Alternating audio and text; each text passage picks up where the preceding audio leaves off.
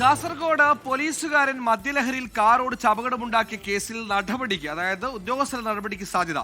സംഭവത്തിൽ local police report സമർപ്പിച്ചു. മദ്യലഹരിയിൽ കാറിന്റെ ഡ്രൈവിംഗ് സീറ്റിലിരിക്കുന്ന പോലീസുകാരന്റെ ദൃശ്യം ഉൾപ്പെടെ പുറത്തു വന്നിരുന്നു.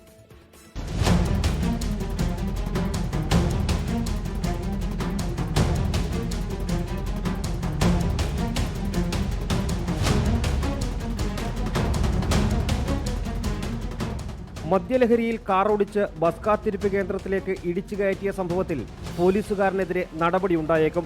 സംഭവത്തിൽ ലോക്കൽ പോലീസും സ്പെഷ്യൽ ബ്രാഞ്ചും അന്വേഷണ റിപ്പോർട്ട് സമർപ്പിച്ചു.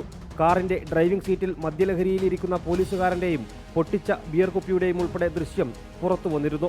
ഞായറാഴ്ച രാത്രിയാണ് ബേഡകം പോലീസ് സ്റ്റേഷനിലെ സിവിൽ പോലീസ് ഓഫീസർ ശ്രീകുമാർ മദ്യപിച്ച് ലക്കുകെട്ട് വാഹനം ഓടിച്ചത്. അട്ടെങ്ങാനത്ത് വെച്ചാണ് അപകടം നടന്നത്.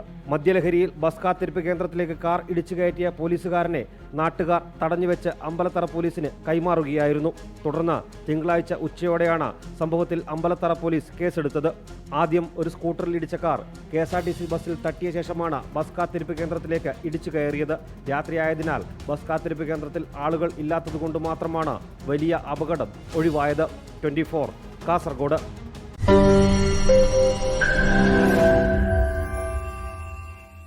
ലോകത്തെവിടെയായാലും ഏത് സമയത്തും 24 വാർത്തകളും ഓഗ്മെന്റഡ് റിയാലിറ്റി പാക്കേജുകളും എക്സ്പ്ലെയിനറുകളും വിശദമായി കാണാൻ ഞങ്ങളുടെ യൂട്യൂബ് ചാനൽ നിങ്ങൾക്ക് സബ്സ്ക്രൈബ് ചെയ്യാം.